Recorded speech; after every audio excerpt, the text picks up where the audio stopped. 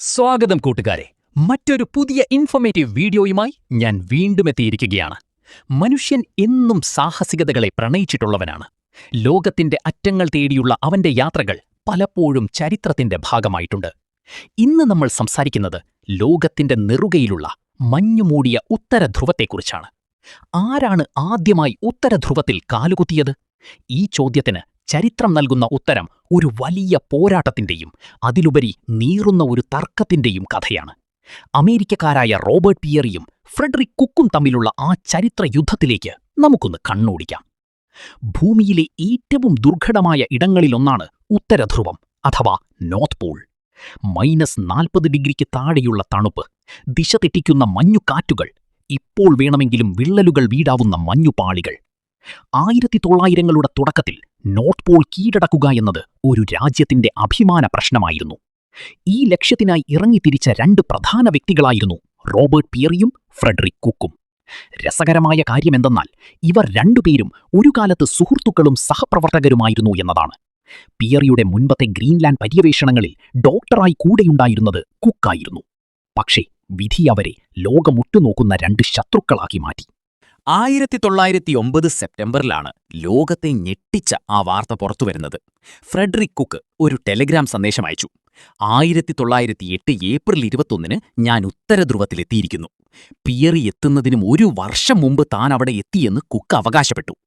2 ഇന്യൂയിറ്റ് വംശജരായ സഹായികൾക്കൊപ്പമാണ് താൻ അവിടെ എത്തിയതെന്ന് അദ്ദേഹം പറഞ്ഞു. ലോകം അദ്ദേഹത്തെ ഒരു ഹീറോയായി വാഴ്ത്താൻ തുടങ്ങി. എന്നാൽ ആ സന്തോഷത്തിന് അധികം ആയുസ്സുണ്ടായിരുന്നില്ല. കുക്കിന്റെ അവകാശവാദങ്ങളിൽ പലർക്കും സംശയം തോന്നിത്തുടങ്ങി. അദ്ദേഹത്തിന്റെ കൈവശം കൃത്യമായ യാത്രാരേഖകളോ നാവിഗേഷൻ ഡാറ്റയോ ഉണ്ടായിരുന്നില്ല. കുക്കിന്റെ വാർത്ത വന്നു വെറും 5 ദിവസത്തിനു ശേഷം റോബർട്ട് പിയറി തന്റെ ടെലിഗ്രാം അയച്ചു. ഞാൻ ഉത്തരധ്രുവത്തിൽ അമേരിക്കൻ പതാക സ്ഥാപിച്ചിരിക്കുന്നു. 1909 ഏപ്രിൽ 6 പിയറി അവിടെ എത്തിയത്. താൻ എത്തുന്നതിന് മുൻപേ കുക്ക് അവിടെ എത്തിയെന്ന വാർത്ത പിയറിയെ വല്ലാതെ ചൊടിപ്പിച്ചു. പിയറി ആഞ്ഞടിച്ചു, കുക്ക് ലോകത്തെ പറ്റിക്കുകയാണ്. അവൻ മഞ്ഞുമലയുടെ അടുത്തെങ്ങും പോയിട്ടില്ല. പിയറിക്ക് പിന്നിൽ വലിയ സ്വാധീന ശക്തികളുണ്ടായിരുന്നു. നാഷണൽ ജിയോഗ്രാഫിക് സൊസൈറ്റിയും പ്രമുഖ പത്രങ്ങളും പിയറിയെ പിന്തുണച്ചു. ഈ 2 പര്യവേഷകരും തിരിച്ചെത്തിയതോടെ ലോകം 2 ചേരിയിലായി തിരിയുകയും വലിയ തർക്കങ്ങൾക്ക് വഴി തുറക്കുകയും ചെയ്തു. ആരാണ് സത്യം പറയുന്നത് എന്ന ചോദ്യത്തിന് ഉത്തരം കണ്ടെത്താൻ ശാസ്ത്രലോകം ഏറെ പണിപ്പെട്ടു. കുക്കിനെതിരെയുള്ള ആരോപണങ്ങൾ വളരെ ശക്തമായിരുന്നു. മുമ്പ് മൗണ്ട് മക്കിൻലി കൊടുമുടി കീഴടക്കിയെന്ന് അദ്ദേഹം അവകാശപ്പെട്ടിരുന്നെങ്കിലും അത് കള്ളമാണെന്ന് പിന്നീട് തെളിയിക്കപ്പെട്ടത് അദ്ദേഹത്തിന്റെ വിശ്വാസ്യതയെ തകർത്തു.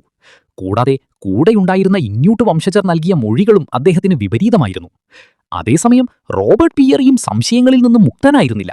അദ്ദേഹത്തിന്റെ ഡയറിയിലെ ഉത്തരധ്രുവത്തിലെത്തിയ ദിവസത്തെ പേജുകൾ കാലിയായി കിടന്നിരുന്നതും യാത്രയുടെ അവസാന ഘട്ടത്തിൽ അദ്ദേഹം സഞ്ചരിച്ച അവിശ്വസനീയമായ വേഗതയും പിൽക്കാലത്ത് വലിയ ചോദ്യചിഹ്നമായി മാറി.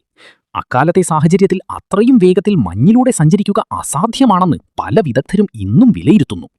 പതിറ്റാണ്ടുകളോളം ഔദ്യോഗികമായി റോബർട്ട് പിയറിയെയാണ് ആദ്യ പര്യവേഷകനായി ലോകം അംഗീകരിച്ചിരുന്നത്. എന്നാൽ 1980കളിൽ നടന്ന വിശദമായ പുനഃപരിശോധനകൾ പിയറിയുടെ വാദങ്ങളെയും സംശയത്തിന്റെ നിഴലിലാക്കി.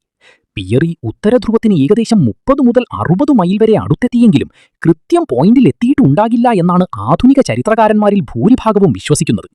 ഈ തർക്കങ്ങൾക്കിടയിൽ യഥാർത്ഥത്തിൽ ഒരു വലിയ വഴിത്തിരിവുണ്ടാകുന്നത് 1926ലാണ്. വിഖ്യാത പര്യവേഷകനായ റോൾഡ് ആമുണ്ട്സൺ ഒരു എയർഷിപ്പിൽ ഉത്തരധ്രുവത്തിന് മുകളിലൂടെ പറന്നതോടെ യാതൊരു തർക്കവുമില്ലാതെ ആ പ്രദേശം കണ്ട ആദ്യത്തെ മനുഷ്യനെന്ന ബഹുമതി അദ്ദേഹത്തിന് സ്വന്തമായി. നോർത്ത് പോളിന്റെ ഈ ചരിത്രം നമ്മെ പഠിപ്പിക്കുന്നത് വിജയത്തേക്കാൾ വലുതാണ് സത്യസന്ധതയും കൃത്യമായ തെളിവുകളും എന്നതാണ്. പിയറിയും കുക്കും ലോകത്തിന് നൽകിയ സാഹസികമായ സംഭാവനകൾ വലുതാണെങ്കിലും ആർക്കും വിട്ടുകൊടുക്കാത്ത ആ ആർട്ടിക് മഞ്ഞുപാളികൾ ഇന്നും അവരുടെ രഹസ്യങ്ങൾ കാത്തുസൂക്ഷിക്കുന്നു. നിങ്ങളുടെ അഭിപ്രായത്തിൽ ആര് പറഞ്ഞതാവാം സത്യം? കമന്റുകളിലൂടെ അറിയിക്കുക. ഇതുപോലുള്ള കൂടുതൽ രസകരമായ വിവരങ്ങളുമായി നമുക്ക് അടുത്ത വീഡിയോയിൽ കാണാം. നന്ദി.